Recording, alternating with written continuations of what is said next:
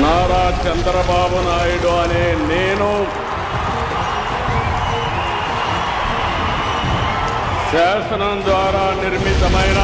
భారత రాజ్యాంగం పట్ల నిజమైన విశ్వాసం, విధేయత చూపుతానని, భారతదేశ సార్వభౌమాధికారాన్ని, సమగ్రతను కాపాడుతానని ఆంధ్రప్రదేశ్ రాష్ట్ర ముఖ్యమంత్రిగా నా కర్తవ్యాలను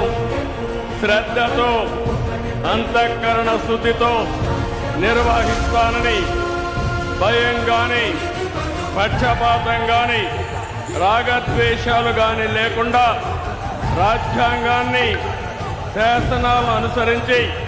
ప్రజలందరికీ న్యాయం చేకూరుస్తానని దైవ సాక్షిగా